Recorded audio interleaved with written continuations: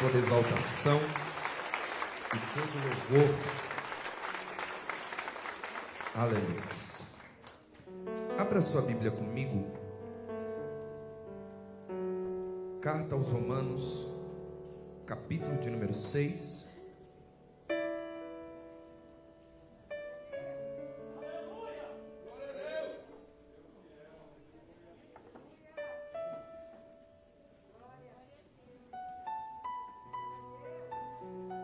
Glória a Deus. Carta aos Romanos, capítulo 6, versículo de número 1.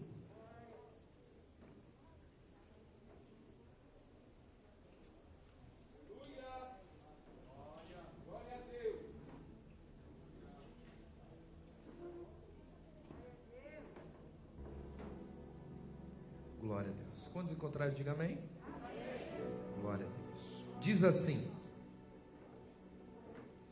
que diremos, pois? Permaneceremos no pecado para que seja a graça mais abundante? De modo nenhum. Como viveremos ainda no pecado, nós, os que para ele morremos? Ou porventura ignorais que todos nós fomos batizados em Cristo Jesus? Fomos batizados na sua. Fomos, pois, sepultados com ele na morte pelo batismo, para que, como Cristo foi ressuscitado dentre os mortos pela glória do Pai, assim também andemos nós em novidade de coisa boa. Se assenta, glorificando o nome de Jesus. Glória a Deus. Não tem como, irmão, numa ceia não tem como falar dele, irmão. Amados, Paulo, através de Tércio, escreve essa epístola aos Romanos, porque Paulo agora ele observa uma grande preocupação aos irmãos de Roma. Diferente de todas as igrejas, Roma foi a única igreja que Paulo não abriu e muito menos conseguiu visitar. Tinha igreja que ele conseguia abrir, tinha igreja que ele não conseguia, e tinha igreja que o próprio Espírito impedia que ele fosse. E o que mais me chama a atenção é que enquanto Paulo lutava pelo evangelho genuíno, pela palavra de Deus, existia um grupo de judeus, judaizantes, ativistas da época, que tudo quanto Paulo fazia, eles distorciam. Tudo quanto Deus ortogava que Paulo ensinasse, esse povo distorcia. Mas o que mais me chama a atenção é que quando Paulo começa a escrever a sua carta aos Romanos, através de Tércio, ele vai começar a dizer sobre o pecado. Ele vai dizer que todos nós estamos debaixo do pecado. Mas em Romanos 5:12 ele vai dizer o seguinte: portanto, como por um homem entrou o pecado no mundo, e pelo pecado veio a morte, assim também a morte passou a todos os homens, por isso que todos os pecaram. Paulo está olhando a igreja de Roma e dizendo: todos nós estamos debaixo do pecado, todos nós estamos debaixo desse jugo. Por causa de um homem, o pecado entrou no mundo. Mas agora o apóstolo Paulo ele está olhando para a igreja dizendo sobre a questão da graça. Por quê? Paulo vai dizer assim: pois assim como por uma só ofensa veio o juízo sobre todos os homens para a condenação, assim também por um só ato de justiça veio a graça sobre todos os homens para a justificação da fé. O que o apóstolo Paulo está tentando dizer? Ele está dizendo que enquanto o diabo ele bate na tua cara te condenando, existe um ato na cruz do Calvário que diz: eu te perdoei. O ato da justificação em justiça. Por quê? O que é graça, irmão? A graça é um favor imerecido. Mas preste bem atenção para você entender o que é a graça. A graça é que permite o homem existir, ou seja, e por outro lado, A graça abre o caminho para que nós se relacionamos com Ele, ou seja, aquilo que é comum agora se passa a ser especial. Por quê? O apóstolo Paulo está tentando dizer o seguinte: enquanto uns dizem que você não pode se chegar até Deus por meio de um sacrifício de justiça, Ele te aproximou dele de uma forma tão especial que nós não podemos vê-lo, mas nós podemos senti-lo. Você pode prestar atenção que o quê? A todo momento o pecado da consciência, ele olha para mim e para você e diz: cara, você está errado, você não pode se chegar até Ele. No Antigo Testamento, devido ao sumo sacerdote, só ele podia entrar uma vez por ano. Mas um ato de justiça agora fez com que o véu fosse rasgado, para que toda hora, todo momento, todo instante nós pudéssemos estar diante da tua presença. E deixa eu te dizer uma coisa: eu e você tem um privilégio que os antigos nunca puderam ter. Qual que é? A acessibilidade de estar dentro dos santos, sem ser consumidos, mas pela sua graça nós somos guardados. Mas existe um porém. Por quê? O apóstolo Paulo está olhando para a igreja de Roma e se preocupando. Por quê? Alguns estavam confundindo a graça preciosa com a graça barata. Essa era a maior preocupação de Paulo. Por quê? Quando ele vai escrever o capítulo de número 6, ele vai dizer o seguinte: que diremos, pois? Permaneceremos no pecado para que seja a graça mais abundante? Porque existe agora um método que é assim: quanto mais pecado, mais graça. Mas na verdade é que quanto menos pecado e mais arrependimento, mais a graça nós alcançamos. E preste bem atenção: o que é a graça barata? Olha só que interessante. A graça barata, em vez de justificar o pecador, ela justifica o seu pecado. Então o apóstolo Paulo está observando a igreja e dizendo: cara, essa falsa graça que vocês seguem, elas não vão te levar a lugar algum. Por quê? Porque a graça barata, ao mesmo tempo, irmão, que ela tenta justificar o seu pecado, ao mesmo tempo que ela tenta justificar o seu erro, você vai automaticamente olhar e dizer: não é necessário literalmente ser um bom discípulo. Por quê? Portanto, olha só, a graça barata é o seguinte: eu me sinto confortável no estágio do meu pecado, acomodando achar estar impune das consequências dos meus atos. Aonde a graça barata, que justifica o pecado, em vez de justificar o pecador, que deixa o pecado de se arrepender dos seus atos, olha só que interessante, ele vai entender que não é o perdão que separa ele do pecado. Porque uma mente cauterizada, ela nunca vai estar apta a entender a questão do arrependimento em Deus. Entenda uma coisa: automaticamente a graça barata, ela te dá uma graça que não é verdadeira. Por quê? A graça barata é uma pregação sem perdão e sem arrependimento, é o batismo sem disciplina, é a comunhão sem a confissão de pecados, é a graça sem discipulado, é a graça sem cruz, é a graça sem Jesus Cristo, o Cristo encarnado. Ou seja, Paulo estava olhando a igreja de Roma e dizendo: nós precisamos entender que o sacrifício daquele homem naquela cruz não foi em vão. E deixa eu te dizer uma coisa: nós estamos aqui hoje para fazer em memória dele. Então deixa eu te dizer, todas as vezes quando nós chegamos na mesa de Cristo, Ele está olhando para mim e para você e pregando de novo, dizendo: lembra daquele dia que eu entreguei a minha vida por você?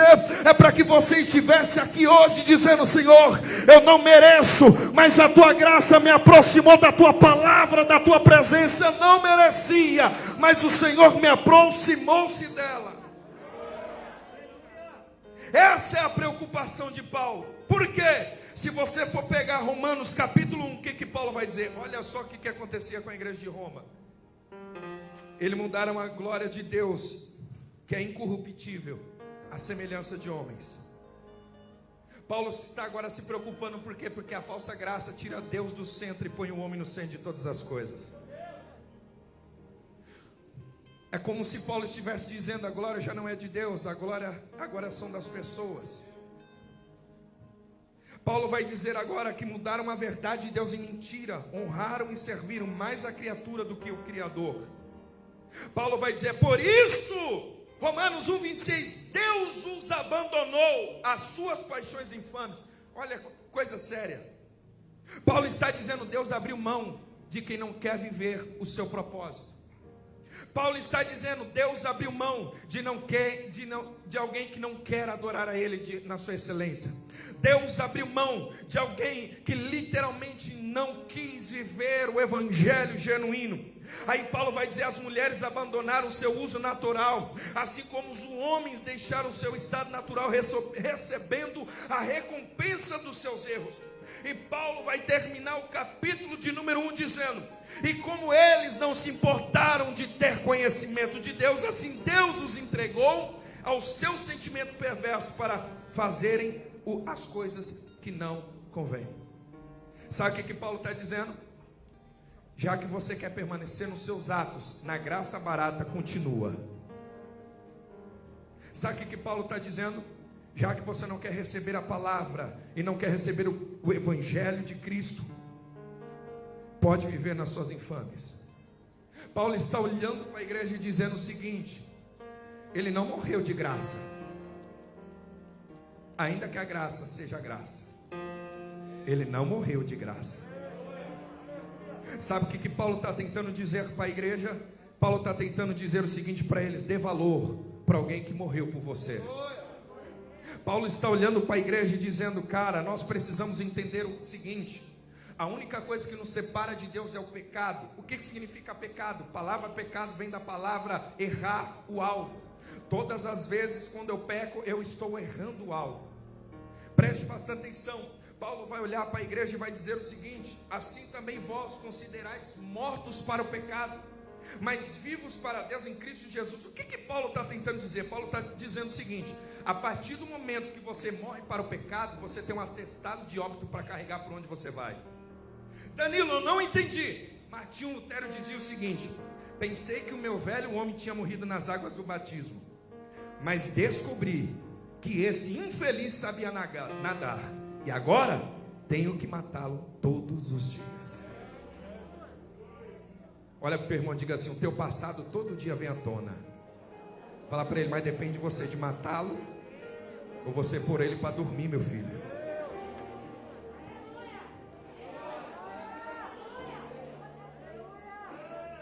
Martinho Lutero estava dizendo: depois do batismo eu pensei que o infeliz tinha morrido, mas todos os dias ele aparece. Eu descobri que todos os dias ele está nadando e tentando ressuscitar de novo. É por isso que Paulo vai dizer o seguinte: Paulo vai dizer, porque o salário do pecado é a morte, mas o dom gratuito é a vida eterna. Por que Paulo diz sobre salário e dom?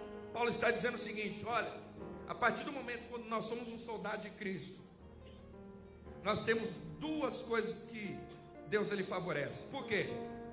Todo soldado romano, eles recebiam um salário e ele tinha dons. O que era o salário na época? Era o pagamento pelo risco do seu corpo.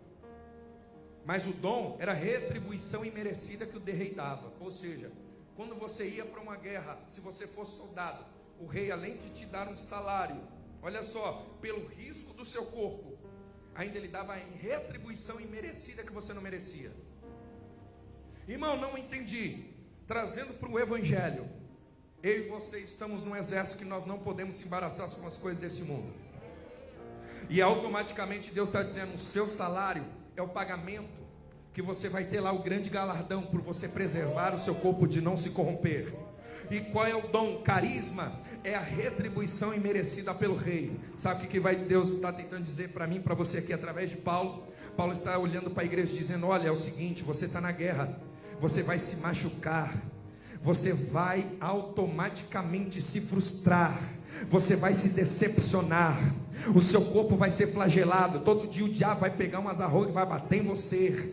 Todo dia o pecado vai bater na tua porta e vai dizer: e aí, desiste, volta para mim. Todos os dias o pecado vai olhar para você e dizer: olha, é melhor vir para o mundo do que ficar na igreja. É melhor vir para cá porque ninguém te ama. É melhor vir para cá porque ninguém te abraça. É melhor você vir para cá porque ninguém te quer. Mas deixa eu te dizer, existe um Deus, irmão. Existe um Deus. Olha, cara, isso que é graça. Sabe o que isso quer dizer? Deus está olhando para você e dizendo: o diabo pode usar todas as artimanhas, ou ele pode usar todos os meios para te chamar, mas Jesus, ele está olhando para você e dizendo: só vou usar uma palavra, e qual que é? Eu te amo, eu ainda te amo, eu ainda te amo. É por isso que a Bíblia vai dizer que ainda que um homem caia 7 vezes, o Senhor o levantará. Sabe o que isso quer dizer? A restituição de caráter e de vida. Sabe o que o Senhor está tentando dizer? O pecado merece a morte, mas o que recebemos é uma dádiva. O que é? Sabe qual que é a dádiva? Merecíamos uma morte, mas a graça, ela está dizendo: você merece a vida eterna. Sabe por quê? Você é escolhido, você é eleito, você foi escolhido por Ele.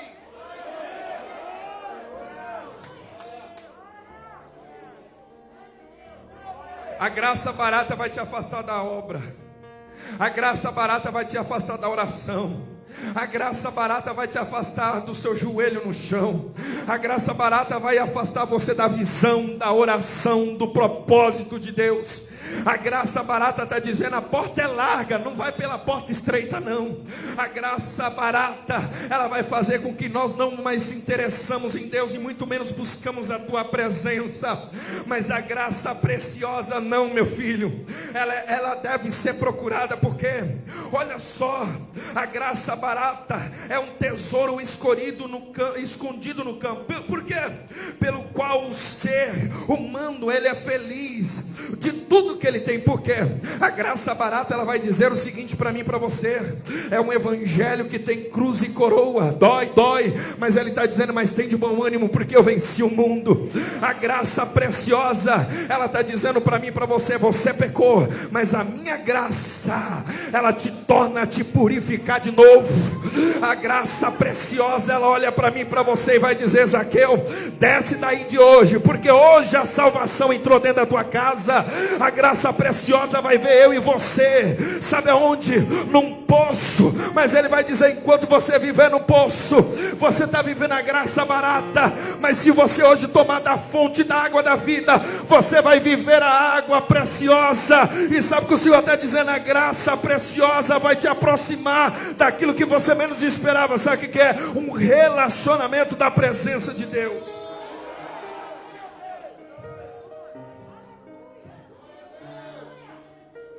Como que a graça se manifestou dentre os homens? João capítulo 1, versículo 1. João vai escrever dizendo: no princípio ele era o verbo, e o verbo estava com Deus. E quem era ele? Era o próprio Deus.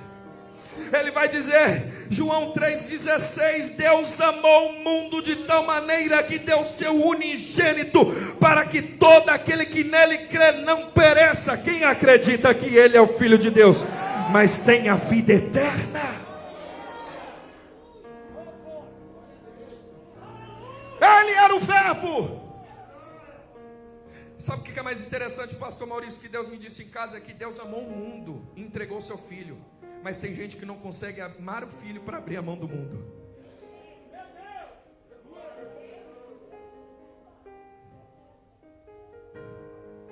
Ele era o verbo, e Deus amou o mundo que entregou o seu Filho. Filipenses 2,6 vai dizer que, sendo em forma de Deus, ele não teve por usurpação de ser igual a Deus, mas fez a si mesmo de nenhuma reputação. O que isso significa? Ele tomou a forma de servo, fazendo a si mesmo semelhante a mim, igual a você. E achando na forma de homem, humilhou-se a si mesmo, sendo obediente até a morte, e a morte de cruz. Olha só, isso representa como a graça foi manifestada. Mas sabe como ela operou em nosso meio? João 10,18, sabe o que Jesus dizia? Olha isso: ninguém tira a minha vida, mas eu dou pela minha própria vontade. Eu chorei isso daqui, irmão, quando eu li isso. João 15,13, ele vai dizer, olha só o que ele vai dizer: não existe amor maior do que esse. Qual? De alguém dar a própria vida por amor e por causa dos seus amigos.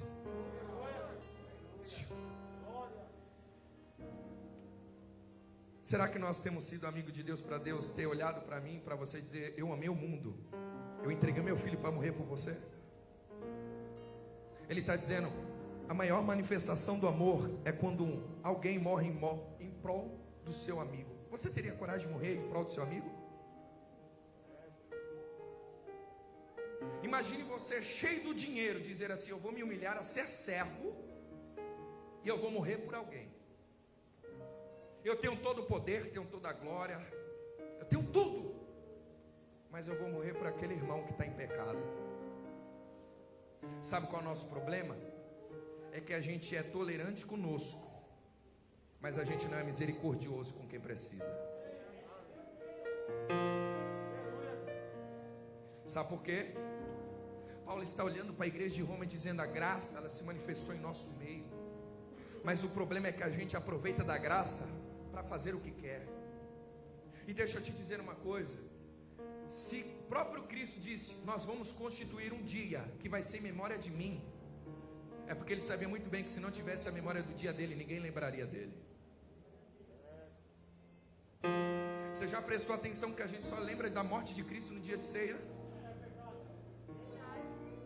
Você já prestou atenção que a gente lembra só de Cristo, da sua morte no dia da Páscoa? E o apóstolo Paulo está olhando e dizendo: cara, nós precisamos entender que o sacrifício dele não foi em vão em prol da tua vida. Cara, talvez você entrou aqui essa noite dizendo: cara, eu sou um dos maiores pecadores. E Paulo também dizia isso: eu sou apóstolo dos gentios, mas eu também sou o maior dos pecadores. É condição de servo. Sabe o que Paulo estava tentando dizer? Eu não merecia também, ainda por eu pregar o evangelho, eu também não mereço. Por estar diante da presença dele, pregoeiro da sua palavra, também não mereço. Deixa eu te dizer uma coisa, meu filho: você é importante para Deus. Deus, ele te ama. Deus, ele projetou que essa noite você estivesse aqui para ouvir a palavra dele, para ele dizer: ei, eu morri na cruz do Calvário por você, eu amo você. E sabe o que o Senhor está dizendo? Eu estou construindo uma cidade de ouro, que o homem jamais possa imaginar, passou pela mente do homem, para que eu e você estivesse lá. E irmão, imagine, irmão, Jesus Cristo, ele está olhando para mim, para você, dizendo: cara, eu sei pelo que você passa, eu sei pelo que você precisa, eu sei pelo que você tem enfrentado, até mesmo às vezes você não tem força, mas ele está dizendo: não se preocupe. Sabe o que ele está dizendo? Guarda o que tens, para que ninguém roube a tua coroa. Por quê? Porque o céu é meu e é seu. E ele está dizendo: vai se preparando, porque se você permanecer firme na graça preciosa, nós iremos inaugurar aquele céu. E deixa eu te dizer, o que você valoriza tanto aqui no chão é ouro. O chão é ouro, e Deus está dizendo: valoriza, porque lá em cima a maior preciosidade é a presença dele sobre mim, sobre a tua vida. A graça se manifestou-se dentre os homens. E o apóstolo Paulo está dizendo: olha, pela graça sois. Você quer ver a maior atitude de uma graça? Olha só, eu vou ler algo aqui para você. Gostaria que você prestasse bastante atenção. Existe um médico chamado Dr. Barbet. É um médico francês, pastor. E tem um dia que ele está lendo o livro de Lucas. E segundo o livro de Lucas, ele vai retratar como, numa visão médica, Jesus sofreu. Olha só que interessante. O ato de uma verdadeira graça sobre a minha e sua vida. Escute bem. O único evangelista que relata um fato é um médico chamado Lucas. E ele faz com precisão de uma vista clínica. Ele vai dizer: Jesus entrou em agonia, e o seu suor tornou-se como gotas de sangue a escorrer pela terra. Olha só, o suar sangue, ou hematidrose, é um fenômeno raríssimo que acontece no ser humano. Por quê? É produzido em condições excepcionais. Para provocá-lo é necessária uma fraqueza física. Olha só o que Jesus passou, acompanhada de um batimento violento moral, causado por uma profunda emoção de medo no Getsêmani. O terror, o susto e a angústia terrível de sentir-se carregando todos os pecados dos homens, de se sentir esmagado. Tal tensão extrema produz o rompimento das finíssimas veias capilares que estão sobre as glândulas de sua cabeça. O sangue agora se mistura com o suor e se concentra sobre a pele. Então escorre por todo o corpo até a terra. E a hematidrose, ela faz com que você soe sangue, ao mesmo tempo o seu corpo fique negro. Esse é o sentimento da graça. Por quê? Porque conhecemos a farsa do preparo pelo sinédrio, o envio de Jesus a Pilatos e o desempate entre o procurador romano Herodes. Pilatos cede e então ordena a flagelação de Jesus. Os soldados despojam Jesus e o prende pelo pulso uma coluna do pátio. Olha só, a flagelação se efetua com tiras de couro múltiplas, sobre as quais são fixadas bolinhas de chumbo e bolinhas de ossos. Os carrascos estão ali, cada um ao seu lado, golpeiam com chibatadas a sua pele, e já alterada por milhões de microscópias, hemorragias de suor de sangue, a pele agora de Jesus se dilacera e se rompe, e o seu sangue se espirra. A cada golpe Jesus reage, e um sobressalto de dor, as forças se esvaem, o suor se lhe impregna a fonte, a cabeça gira em uma vertigem de náusea. Agora ele começa a sentir calafrios que lhe corroem ao longo das suas costas. Se não tivesse preso os seus pulsos, ele cairia sobre uma poça de sangue. Depois do escárnio da coroação, com longos espinhos mais duros do que de uma acácia, os algozes agora entrelaçam uma espécie de capacete e aplicam sobre a sua cabeça. Os espinhos penetram o couro cabeludo, fazendo-o sangrar. E todos os cirurgiões sabem que o quanto sangra o couro cabeludo. E agora Pilatos, depois de ter mostrado todo aquele homem dilacerado a multidões ferozes, o entrega para ser crucificado. Colocam sobre os seus ombros um grande braço horizontal da cruz, que pesava 50 quilos. A estaca vertical já está plantada sobre o Calvário. Jesus caminha com seus pés descalços, cara, você imagina isso? Pelas ruas do terreno de Jerusalém, cheias de pedregulhos.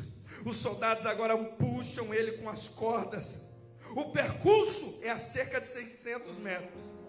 Jesus está fadigado, arrasta um pé sobre o outro, frequentemente ele cai sobre os seus joelhos, e os ombros de Jesus estão cobertos de chagas.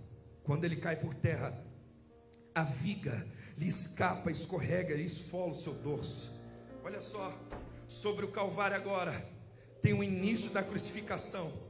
Os carrascos despojam e o condenam, mas a sua túnica está colada nas chagas, e tirá-la produz uma dor terrível. Quem já tirou uma atadura de gaze de uma grande ferida percebe como que ela dói e machuca.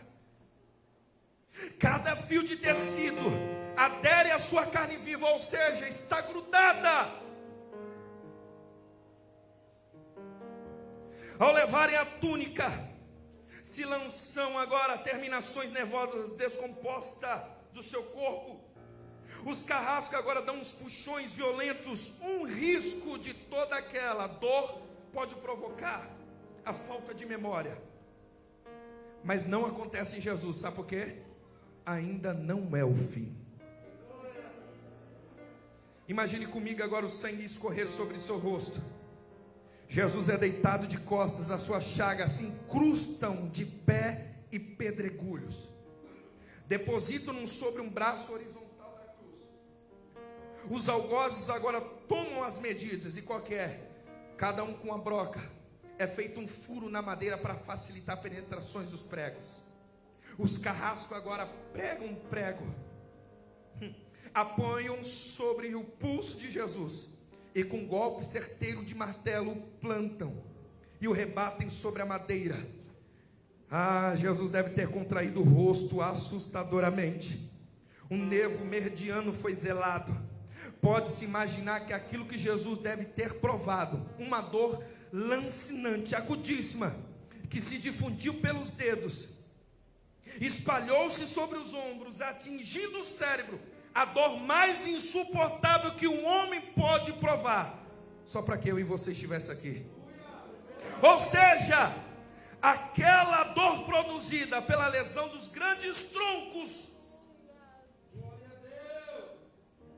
provoca uma síncope e faz perder a consciência. O nervo é destruído só em parte. A lesão do tronco nervoso permanece em contato com o prego. Quando o corpo começou a ser suspenso, o nervo de Jesus se estica, como uma corda de violino estica sobre a cravelha. E cada levantar, a cada movimento, vibra despertando dores deslacerantes. E isso dura durante 3 horas. Agora, os carrascos e seus ajudantes empunham a extremidade da trava, elevando Jesus, colocando primeiro sentado e depois de pé, consequentemente fazendo-o tombar para trás. O encostam na estaca vertical, depois rapidamente encaixam o braço dolorosamente sobre a madeira, e lembrando, aquela cruz era maior do que Jesus, puxando-se Jesus, esticando-se Jesus com toda aquela dor, só sentindo dores, mas permanecendo calado. O que acontece? Cada vez que Jesus levantava a cabeça, recomeçavam as pontas agudas de dor sobre os seus pulmões. Agora pregam-se os pés. Ao meio-dia, Jesus agora tem sede. Ele não bebeu desde a tarde anterior. O seu corpo agora é uma máscara de sangue. A sua boca está semi-aberta. O seu lábio inferior começa a se prender de grande seca. E lhe queima. Mas ele não pode engolir. Ele tem sede. Agora um soldado estende a ponta de uma vara, uma esponja em bebida ácida de vinagre.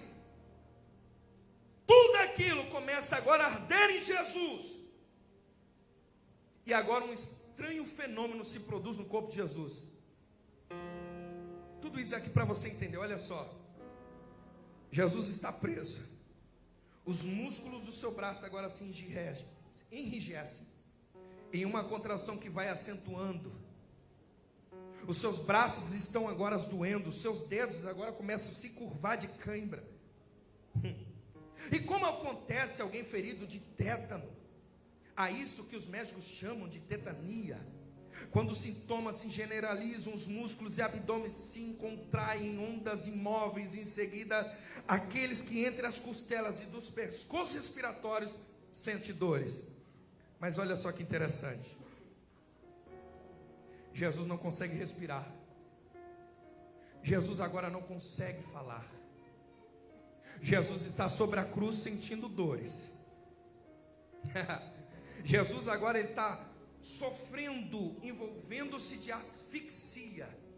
Os pulmões estão cheios de ar, mas ele não consegue esvaziá-los. A sua fronte está cheia de suor e sangue. Mas o que acontece de sobrenatural? Imagine, ele está preso, sem força nenhuma. E lentamente, com esforço sobre-humano, irmão, naquela cruz, Jesus toma um ponto de apoio sobre os pregos dos pés agora.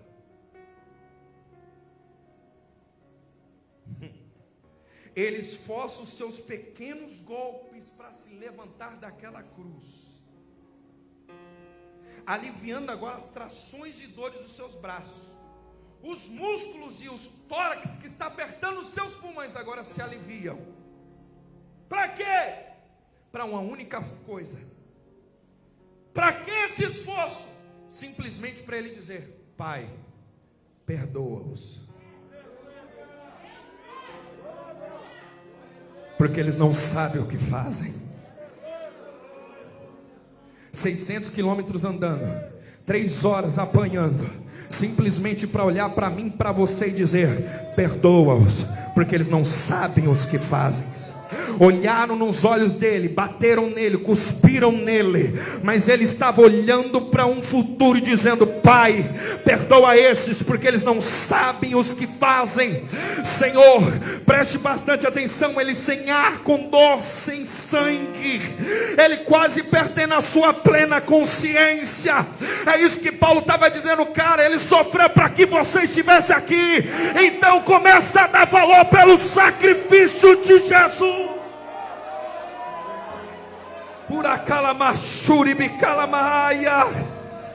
Ele começa a se impulsar sobre os pregos dos pés, levantando a sua cabeça e dizendo: perdoa-os, Pai, porque eles não sabem os que fazem.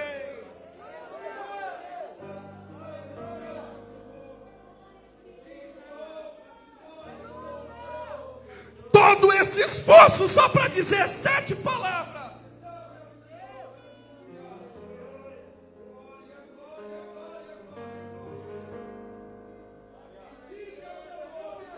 As moscas passeavam entre Jesus e os prisioneiros. Ele não poderia enxotá-las. As suas mãos com cãibras por causa daqueles pregos de 10 centímetros em suas mãos e seus pés. As suas carnes deslaceradas, seus ossos aparecendo.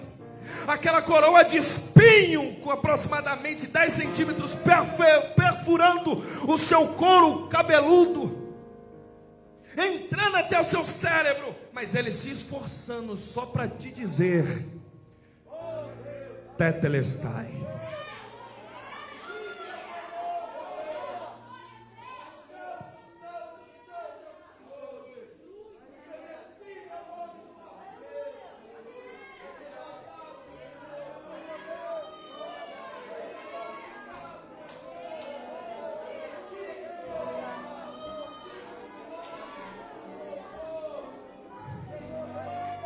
Você reconhece isso? Você consegue compreender o que ele sofreu, cara, para você estar aqui hoje?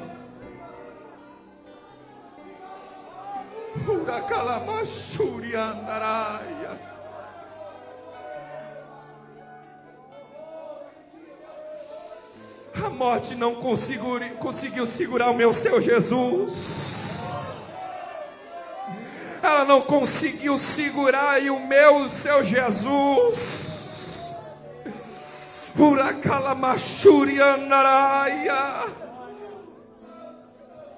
Ele dizia: Pai, por que o Senhor me abandonaste? Ele clamava: Eloi, Eloi, lama sabachthani.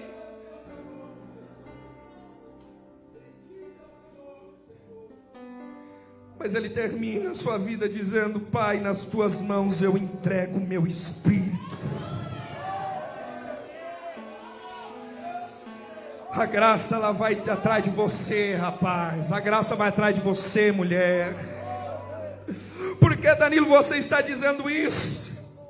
Porque agora Pedro, que olhava Jesus, dizia: eu irei com o Senhor até o fim. Jesus olhou para ele e disse: antes que o galo cante 3 vezes, tu vai me negar hoje. Você vai desviar, rapaz. Sabe o que acontece? Os discípulos se dispersam. O dia de Pentecoste estava próximo. E sabe o que é a graça? É que Jesus disse assim: ficar em Jerusalém.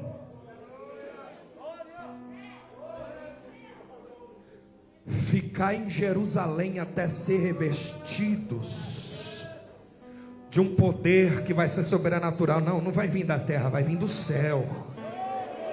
Mas ele morreu. A Bíblia vai dizer que agora Pedro, ele vai olhar para os discípulos e vai dizer: eu vou voltar a pescar, eu vou embora. Todos os outros discípulos vão seguindo a ele. Cleófas e o seu amigo estão olhando um para o outro dizendo: nós achávamos que fosse esse que haveria de remir Israel. Vamos voltar para Emaús. Tomé estava dizendo: já não acredito que ele é o Messias. Eu só acredito se tocar nas suas feridas. Aí sabe o que acontece? Jesus vai até o inferno. O seu espírito vai até o Pai. Do Pai desce até o sepulcro.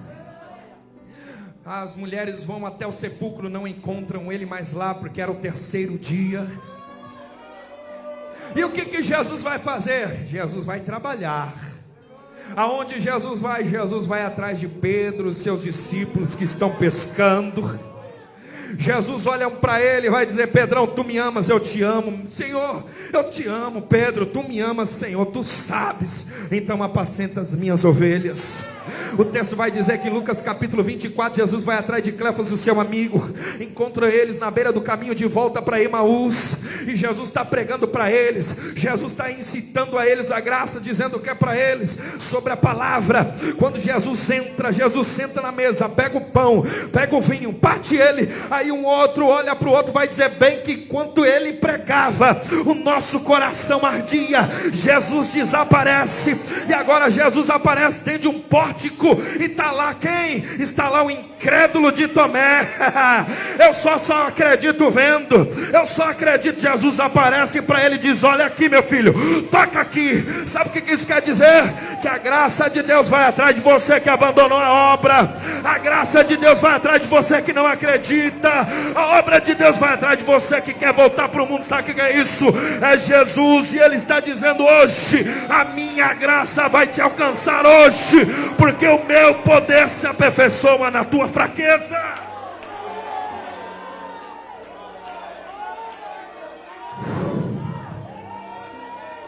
Irmão, estou sentindo a graça de Deus. Fica à vontade para adorar a Ele. Abra a tua boca, diga para Ele quanto Ele é santo.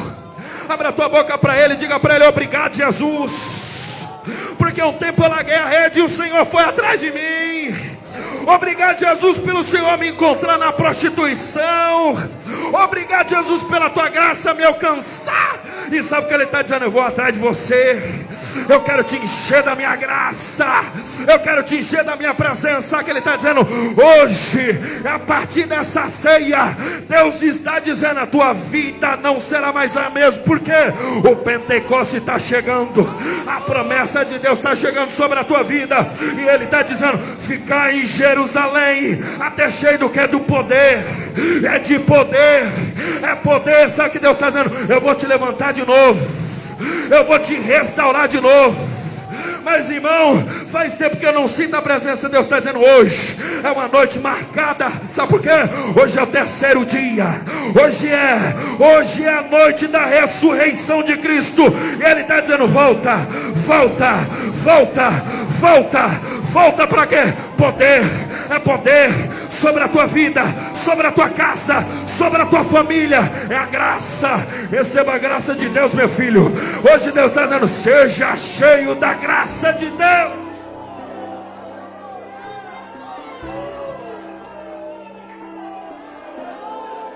Ura calamacheri bicalamahaya.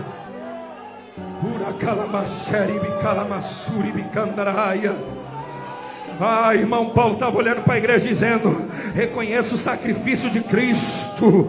A graça foi nos dada, mas ela não é de graça. Alguém foi para aquela cruz. Deus amou o mundo de tal maneira que entregou o seu Filho unigênito. E Jesus, ele dizia em João 15: não foste vós que me escolheste, mas fui eu que escolhi a vós para que vades e deis frutos perfeitos. O que isso quer dizer? Você não está aqui por coincidência, mas Cristocidência. O que isso quer dizer? Antes que você nascesse, Ele já te conhecia. Ele já sabia quem era você. E Ele está dizendo: não se preocupa, não se preocupa, porque hoje eu te tomo pela tua mão direita para dizer o que? Volta para a mesa, volta a partilhar do pão, volta a partilhar do meu sangue. Ele está dizendo: volta para a comunhão, volta para a oração, volta para a intimidade com Ele essa noite.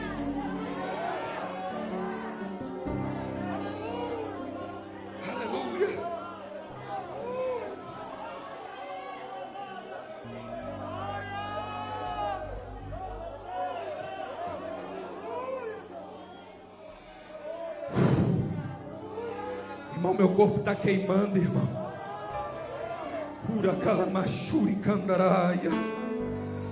Sabe o que Deus está dizendo hoje? Hoje é uma noite da gente agradecer pelo seu sacrifício. Paulo, ele não conseguia expressar em palavras o que ele estava sentindo. Então ele vai fazer uma doxologia, ele vai fazer um louvor. E qual que é esse louvor? Ele vai dizer: ó profundidade da riqueza, tanto da sabedoria do conhecimento de Deus, quão insondáveis são os seus juízos, e quão inescrutáveis os seus caminhos. Quem, pois, conheceu a mente do Senhor? Ou quem foi o seu conselheiro? Ou quem primeiro deu a ele para que ele venha a ser restituído?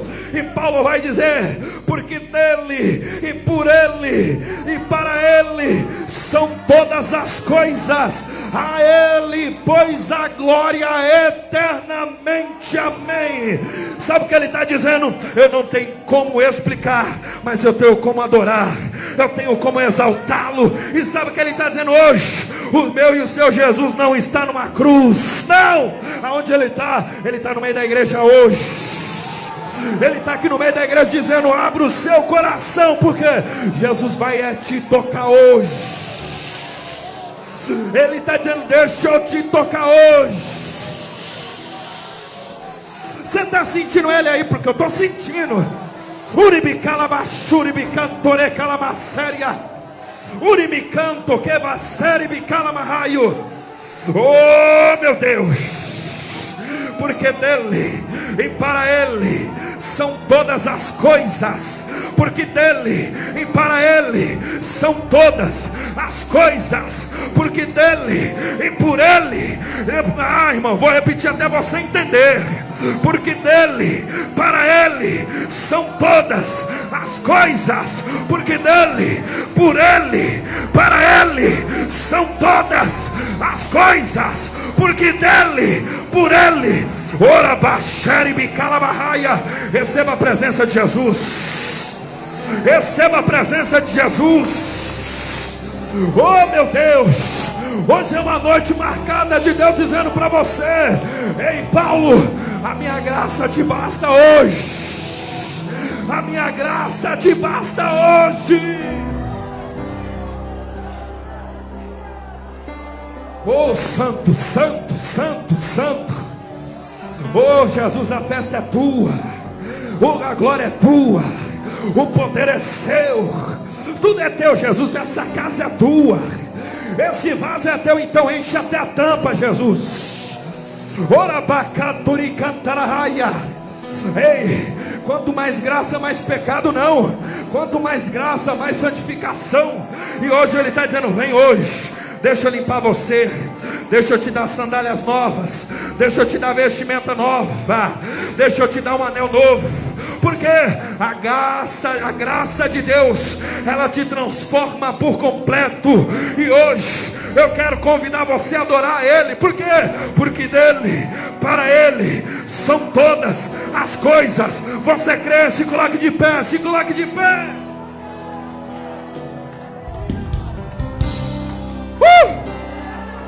Oh meu Deus, estou com vontade de sair correndo, sabe? Uracala machuri bicanto, que matacaste bicado. Ora machuri bicala barraia.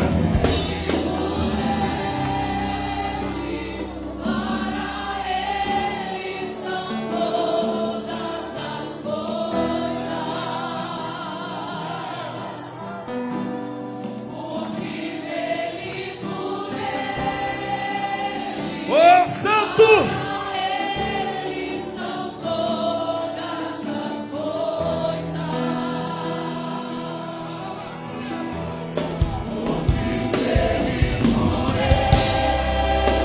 Ele está aqui.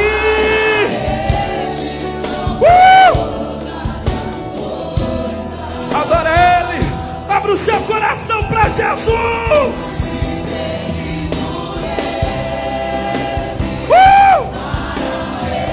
Eu sinto a tua graça. Receba a presença do Espírito Santo.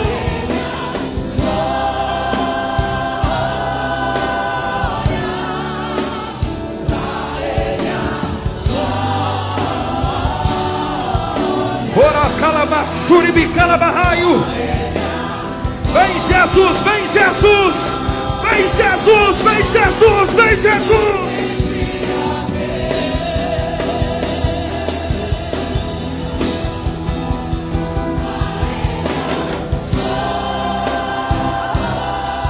Adora Ele, adora Ele.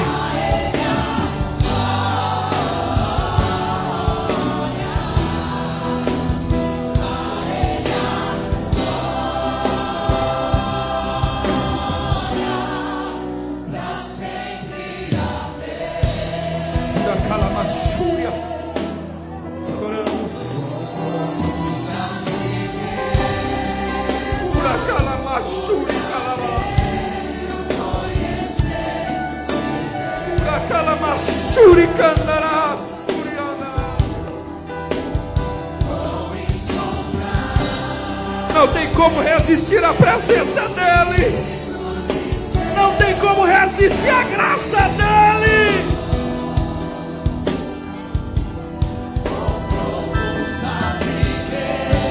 Levantai, ó portas eternas, as vossas cabeças, para que entre o Rei da Glória.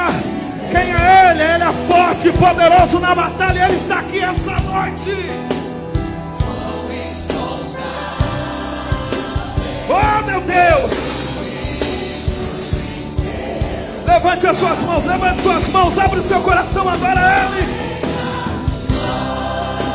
Oh, meu Deus! Toda honra, toda glória seja dada a Ti.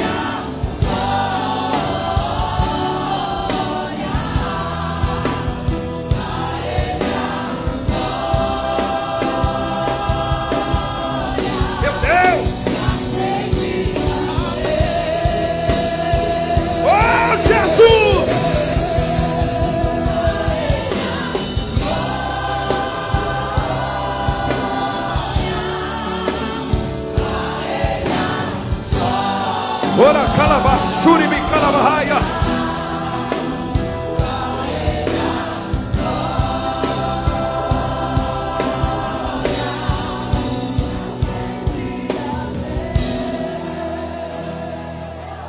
Irmão, eu sei que a gente está em pandemia.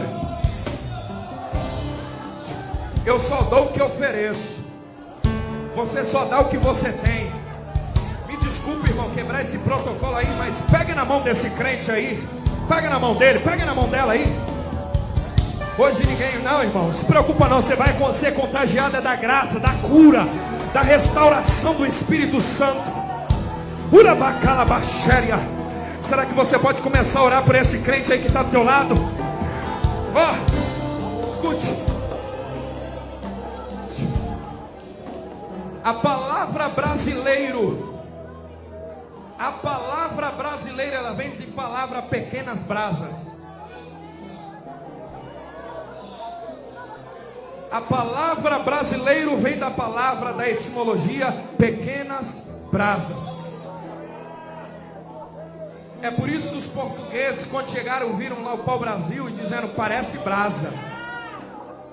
E sabe o que o Senhor está dizendo? Nós somos portadores de uma brasa imensurável. Talvez tenha um crente aí do seu lado que essa brasa já se apagou, já faz tempo. Começa a orar pela vida desse crente aí. Isso. Vai, abra a tua boca, meu filho. O culto hoje está favorável da graça preciosa. Acende, Jesus, acende de novo essa fome. Acende, Jesus, essa sede pela tua palavra. Eu profetizo, Jesus, um tempo de graça muito grande, Senhor, sobre essa igreja, sobre as nossas vidas. Orabacanto quimicarabaxéria. Receba a presença do Espírito Santo. Isso, ora. Se você não fala em línguas hoje, eu profetizo, volta a falar, meu filho. Volta a falar, seja batizado pela graça, o batismo da cruz de Cristo hoje.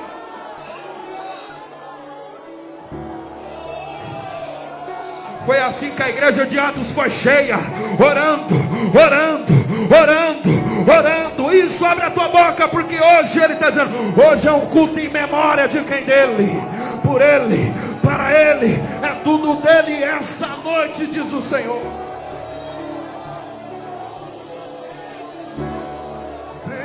visitar hoje aqui. Quero conhecer mais de ti. Vai. Espírito vem, Espírito vem, Espírito Santo. Espírito vem, Espírito vem, Espírito Santo. Quero viver algo novo. Faz meu coração arder de novo, fazendo todo medo desaparecer, trazendo sobre mim um novo amanhecer. Eu quero viver algo novo. Vem me visitar hoje aqui, oh Espírito de Deus. Quero conhecer mais de ti. Espírito vem, Espírito vem, Espírito Santo. Espírito vem, Espírito vem, Espírito Santo. Espírito vem, Espírito vem, Espírito Santo. Espírito vem, Espírito vem, Espírito Santo. Eu quero viver algo novo. Faz meu coração arder de novo, fazendo todo medo desaparecer, trazendo sobre mim um novo amanhecer. Eu quero viver algo novo. Faz meu coração arder de novo, fazendo todo medo desaparecer, trazendo sobre mim um novo amanhecer. Eu quero viver algo novo.